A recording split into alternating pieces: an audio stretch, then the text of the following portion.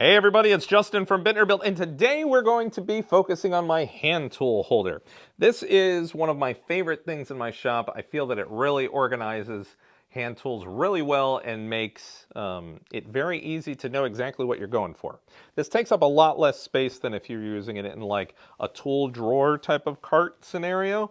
You can fit way more in one of these things than you can in a shelf on one of those tool carts. So I had the idea of making a 5-foot long version of that because I have the space and I love the solution. But smarter minds than mine prevailed. So Fearsome Warrior, one of our subscribers, I tip my hat to you, came up with the idea of why don't you make like 4 or 5 different versions of them that are small, and so then you can move them around and make them modular, and then other people will actually be able to fit them in their space instead of a stupid 5-foot long one. And so Fearsome Warrior is correct. There were also a few others that came up with the idea, but Fearsome was first, so they get the credit. So we're going to do that. I'm going to make 4 different versions of this holder, varying sizes and varying divider styles. That way we can kind of go over some different ideas of how you can alter this for yourself. I'll build one all the way through so you can see exactly how to do it, and then I'll fast build the other ones just so this video isn't crazy, crazy long. So let's get into it today on Built. All right, so the first model is exactly like my other one over there, except I'm lowering the front plate. That way it looks nicer in the front. And yes, most of this can be made out of scrap. This is a wonderful use of scrap in your shop. Right now, I have mostly 3/4 inch scrap, so that's what I'm going to be building mine out of. However, you definitely can use 1/2 inch scrap, except for if you're using a middle divider. Because we are going to be putting a dado on both sides, we need the thickness of a 3/4 inch. So feel free to sub out for 1/2 inch. It will make the units slightly, less in size. Now, this one right here is 24 inches wide, or 609 millimeters for my friends around the world. And this holds around 40 tools. So you can definitely just cut this in half if this is just too large for you, and then count that it will hold around 20 tools for you. This next unit is 15 inches wide, or 381 millimeters. It's not going to have a center divider. Basically what I want to do is do long dividers this way. And that's because we have some tools that just don't fit in a small space. It has a big head to it. We got stuff like our staplers and our zip tie cutters and different things like that. So I wanted something that I could place all of my long items in and have them nicely stored. Number 3 is 12 inches wide, or 300 millimeters, and what this one is going to be for is for all of my cutting utensils. So razor knives, regular knives, all sorts of things. And for this one, since a lot of these are shorter, instead of the dividers being as tall as some of the other ones, I cut them down to match with the face plate. And in this one, I'm going to put dividers over here, so 2 rows. And then over here, I'm going to leave a bin so that I can put all of my extra razor blades and things over there. I do think what I'm going to do is add a riser in this one so that, those small items I'm not like reaching down in for. They're more accessible. And so you would say, Justin, well, why add a riser? Why don't you just cut this whole unit down? The idea is that I want to keep the same form factor between all of these. And so as my needs and uses change, I can repurpose this pretty easily so that I can put other items in there. So if I just use a riser, it's just putting some scrap wood in the bottom to lift up shorter items. And then if I decide I want something else in there at any time, it's just as simple as taking out that scrap piece of wood. Last but not least is my smallest at 8 inches, or 203 millimeters. This one I also did a cut down divider. I'm going to make 6 small cubes in here, and it's going to be for clusters of disposables. So a whole bunch of my tongue depressors for stirring, and a whole bunch of straws, and my sanding sticks and stuff. So it'll be collections of these items that are all dedicated to disposable stuff. The main part of this build is making the dado lines in here, and otherwise this is just a box, right? The way we do this is passing the wood over the blade, but making the blade only cut off 1/4 of an inch. So we're keeping the blade very low to the table. Now, doing a dado cut is easy, but it's also dangerous. And so listen to my danger warnings, everybody. I like you guys. I don't want you to get hurt. So let's just take a quick second and, don't be too cool for safety school type of thing, all right? So when we're cutting one of these boards for a dado, you're passing it over to the blade. That means that you cannot have your guard here, because since you're not cutting it in half, you're only putting a groove into it, it has to pass over. Now, a lot of people then want to pick it up and bring it back. I'm leaning over the blade with no guard over it, that's no. I'm putting my arm out past the blade, that's a no. There's all sorts of bad things right here. Also, do not just use your fence. This is a long piece of wood. It's very skinny, it's easy to rack it, catacorner it. If you do that, you're going to get kicked back and you're going to take one to the chest or the stomach. So this is just bad. Let's stay away from doing this, okay? What I would like you to do is one of these other two methods, and there's some other safe stuff as well, but this is what I'm going to cover. Number one is using a sled. Now, I have a really over-the-top sled. You can just take a board with two pieces of skinny wood that are positioned right where the grooves are. That's it. It's pretty easy, okay? You can then glue another piece over here, and you're pretty easy to go. There's lots of videos out there for making an easy, quick sled. And once you've done it once, then it becomes something that you can easily make all the time. So check those out. What a sled does that is different. Instead of moving the wood through, you're moving the sled, and the wood actually stays still. So you're able to move it over the blade and then bring it back to the safety zone. So you never had to reach over. And because you know the blade is right here in the middle, you're able to keep your hands in a very safe position. The table sled is an awesome piece of kit, so I highly recommend it. But if that's not in the cards and you just want to get this done, the next thing is to use a miter gauge. So every table saw should come with this, even like some of the junky plastic ones that they include with stuff. It's going to work, Go ahead and use it. What we're going to do with this is we're going to attach a sacrificial piece of wood. So on my miter gauge, there's two holes right here, and those holes are so if I put a piece of wood right here, I can put two screws into it. Now we have a sled, just like that other big thing, but it's with stuff you already have. Now, a safety note on this one too. It's very easy to cut your fingers off. It is. The reason why is because if I have this piece of wood here, and I slide it forward, the blade disappears. I'm not cutting through the wood, so I don't visually get to see it. You don't know what's happening. It's hard to gauge like how far forward you're pushing it right now. So at any second, that blade could pop out of the back of this. And so in order to prevent a very, very bad injury, what you need to do is once you screw this sacrificial board on, slide it through one time, all the way through, so it cuts all the way through. And then I want you to cut up a 2x4 or some other big piece of wood and glue it, screw it, put it there somehow, right where that cut is. Draw in here, no, bad, whatever, but you need to keep those fingers away from this cut zone right here. And so putting some sort of blocking here will help with that to just make sure that your fingers aren't here, because when you have a long piece of wood like this, you like to grab it. It's very comfortable. And when you have this piece of wood here, you're kind of trying to hold it against here just so it'll stay put. When that happens, you inevitably stick your thumb out like this and it could totally just go through that blade. So again, I like all of my viewers. Don't get hurt. I'll be very upset at you if you do. Don't do it. Let's quickly talk about the table saw blades for this. My typical blade that's on here is around 1/8 of an inch in thickness, and my masonite piece, my hardboard that I'm going to put in here, is a little shy of 1/4 of an inch, and so I need literally double the width, and so that means I would have to push my wood through once, move my fence over, and push it through again in order to make an adequate groove size for this to go into it.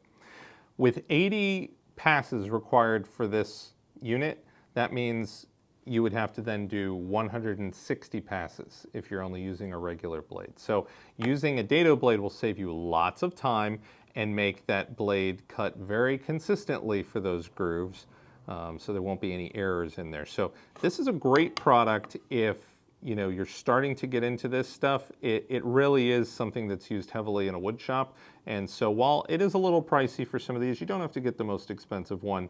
Get a cheaper one and play around with it. It will save you time and make you more productive in your woodworking. First thing for cutting your dados, mark your wood. So I put an R on the front facing side of all 3 of these. That way, once I'm all finished making these dados, I'm able to put them in the correct orientation. If you accidentally flip one of these, the lines might not coincide with each other. So it's important to make sure that they stay in this orientation. Okay, I'm all set up with my dado stack, with my sled, and first thing, make sure you're wearing hearing protection, vision protection, and dust protection, because you're going to be doing this for a long time, and when you're doing a dado cut on here, it's very messy. Your dust collector is not going to be doing a great job on this one. So, very first thing, take a scrap piece of wood and run it through after you have it set up. I set mine up with a setup block, but yet it's still cut deeper than I wanted it to. So I ended up dialing down my saw just a little bit because I didn't need such a deep cut into the wood. So once you have that dialed in, then we want to talk about our spacings. And there is no correct answer for this. You can do whatever you want. There's some different thoughts. One, you can put your spacings very close together. And so that means you're going to have a lot of empty spaces in your box, but it's going to give you the maximum amount of flexibility. However, by doing this, you're going to have to do an insane amount of cuts as you go through this process. So, there's a plus and minus to that. In my current box, what I have done is usually I start the very first cut at 2 inches because we're going to end up putting another board here. And so it reduces the actual size of that space.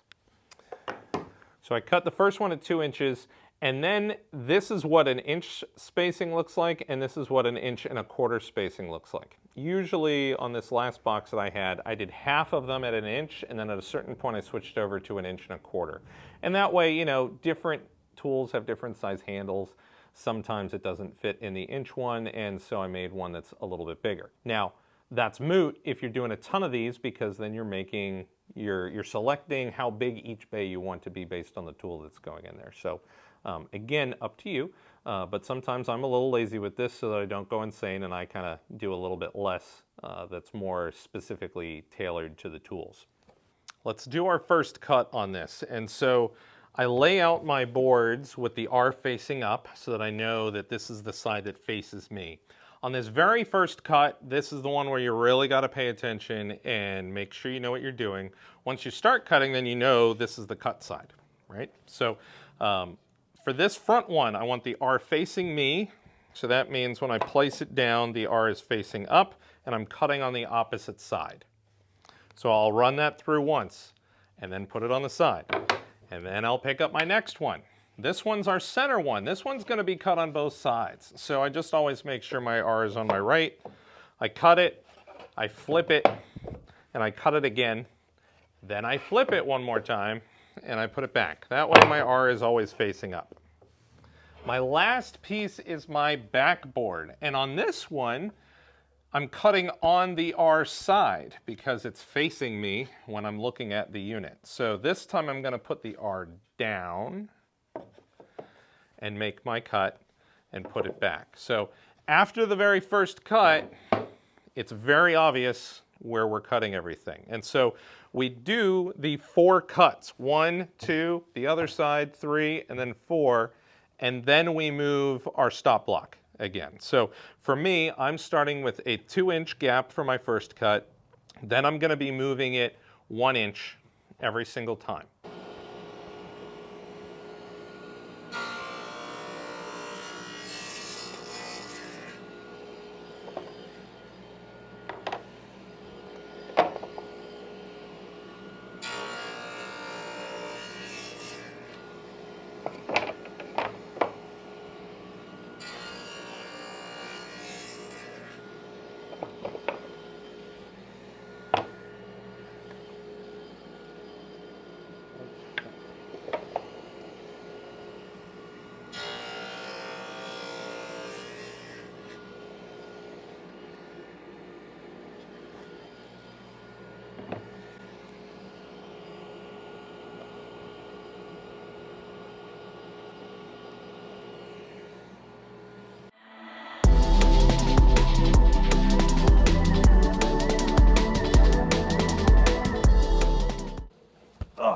Okay, so I'm halfway through. This is when I'm switching over to the other side on my board. Make sure you don't have any chips in the way that's gonna screw up your measurements. Now on my board, I have some additional T-track that I can use to hold this stuff down, which is awesome. So that way I know I'm not gonna mess up right now when I remove my stop block and move it to the other side. So I'm good. Now over here, I might not be exactly on a tape mark like I was over there. Some people have a sliding tape, which is for this particular use case. But since I don't, basically what I'm gonna have to do now is go off the fact that I'm at a 3/4 inch mark. And so as I move, I'm just gonna keep moving it based off of that. So a little bit of math each time now. But it shouldn't be that hard. So now that I have it locked into place where the current one was, I need to unlock these and start moving it, for me, now at 1 1/4 inch spacings that I plan to do for the rest of the unit.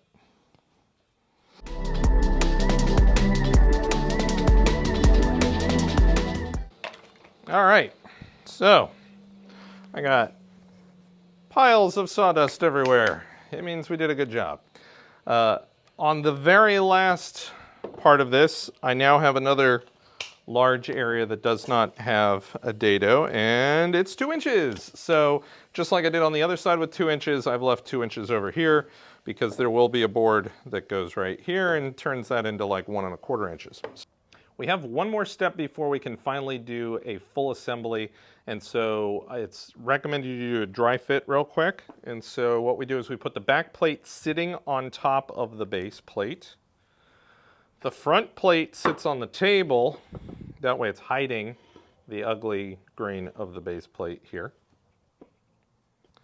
And then we have our center divider. Now this is where it's not correct and we need to cut it one more time. The reason why I didn't have you cut it like this in the beginning is because you want to run these at the exact same time so that it's way easier to make your dado cut. So look, they perfectly line up because we just ran it all at one time. If this had been a shorter board, you would have had to have come up with a whole different measurement setup to make sure that they line up. It would have been a pain in the butt. So what we just do is we leave it just like this. And now what we're going to do is just subtract the width of whatever wood you're using on the sides from here. And you have to do it on both sides. Don't subtract the total from one side, it'll skew everything. Make sure you're cutting off an equal amount on both sides so then we can drop this in and then all of our dados line up together. In my case, it's 3/4 inches. So I'm going to be subtracting 3/4 inch and 3/4 inch on the miter saw with both of these. So our centerpiece is trimmed, it fits in snugly, and so we're in a good position right now.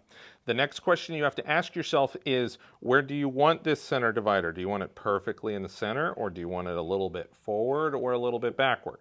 What you're putting in this will dictate that. For me, since I'm putting in a lot of my plier-based hand tools into this one, I've decided that I'm going to make my front section a 3-inch gap, and the back is going to be about a 3 1/4 inch gap. Whatever you decide for your placement on that, once you have it in place, go ahead while it's not assembled and measure and mark a line right now on it. That way it's really easy for you to glue it in later. For this assembly, I typically just do glue and super glue. I'm not using brad nails for the most part. I'm not using screws for the most part. The glue will hold it fine, and the super glue will hold it so that it dries in place quickly and I can keep assembling.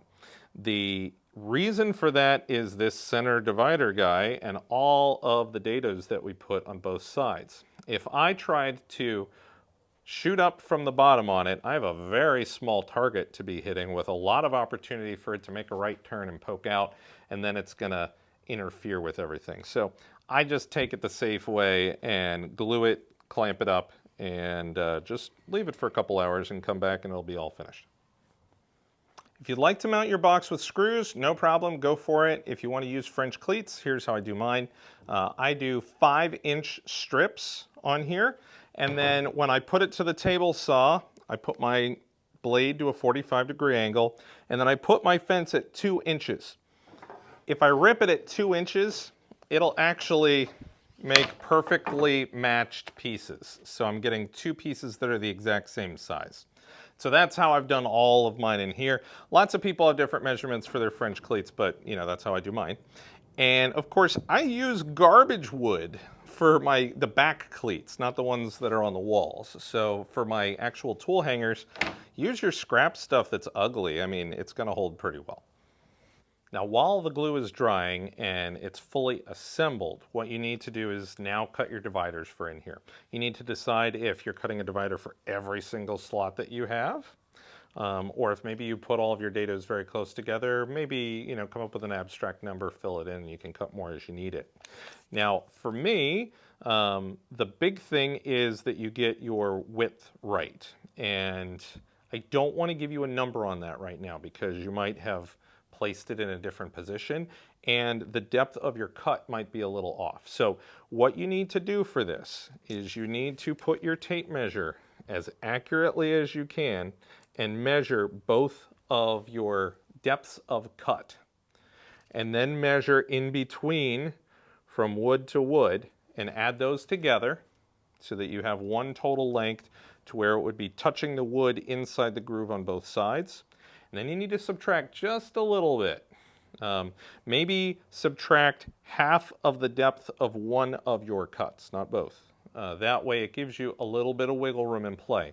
If you make it too tight, when you push them down in there, they're going to get stuck. It's not going to be easy. So making them a little bit smaller makes it nice for ease of use. So you're going to do that on both. Now for a height, again, you can choose whatever you want. You could have them stick out. I typically make mine 1/2 inch lower than whatever I'm putting it in. So for this one, I'm at 4.5 inches. So I'm going to go with 4 in the front. And in the back, I'm at 6.5, so I'm going to go with 6 in the back. So that's going to be my height for those pieces. I'm going to be cutting it out of hardboard. That stuff is so cheap. It's $14 at the big box store for a whole 4x8 sheet of it. So it's rigid and it's a good divider for this type of stuff. When you cut your first one of these, make sure you put it in, jiggle it around, see if you can make it come loose on the inside. And of course, make sure you check the middle and the end too. Maybe you had a little bit of bowing in there that you didn't catch before. If you did, that's okay. You can just cut these a little bit wider or skinnier depending on what you need down your row. I like to share my mistakes. I make them all the time, so you should be constantly entertained, hopefully. When I was putting the French cleat on the back of this box, I was shooting brads in, and I got one in the dado groove. So make sure when you're using screws or nail gun that you're putting it where the thickest part of the wood is, not in the valley where the dado is, because you might punch through. So the solution for this is to take my spring form punch, put it on the nail, bang it down. It's now recessed. I can fill it in with some wood filler if I want to and sand it. And now all the tools. This one is my disposables. It has all of my sanding sticks up front in very small little tiny organizers. And in the back, tongue depressors, straws, and Q-tips. For my cutting shelf, I have all of my razor knives, specialty and otherwise, and then I have a shelf over here that has a whole bunch of the extra blades. Now this shelf is a raised platform inside here. This is a very big space, so in the future I might change this out, and so that's why, you know, it's nice to just drop a couple scrap pieces of wood in there, raise the shelf for this application, but be able to just take them right out very easily if I wanted to put some bigger tools in there later on. Here she is, the entire big rack. Now that I've actually spread out my tools between a whole bunch of different ones, I have a few extra spots in here, which is nice. This holds most of my small hand tools, pliers, files, things like that. And it's really modular. I actually even decided to do a double bay with this guy in here just to get it out of the way. And, you know, I really like this setup. This one I like a lot. It has all of my different staple guns. It has my card scrapers. You know, Another example of the just little scrap piece of wood, which of course, you know, we have a million of these little itty bitty pieces lying around all the time, right? And they just go in the garbage. So it's nice to find a use for them every once in a while. Here I'm just dropping one in. And now these card scrapers are going to stick out a lot more, so they're much easier to grab a hold of. All right, so I got my 5-foot crazy holder. That works for me, but at least I got to show how we broke it up into a lot smaller holders. That way you can build one that works for you. The organization options are endless with these things. You can do a lot of things where maybe you have side holder areas where, like my stapler one, I put all the staples to go with it, so you can have the tool and its material. And of course, really small stuff, you're giving it a place to live, and you're putting it in a really compact space. So I really like the design of these holders. I hope you will like and subscribe. This is a new channel. We've only been around a month and a half, so your likes and subscribes are what build this channel up further for me to keep doing crazy stuff like this. And as always, stay safe in the shop. I will see you in the next video.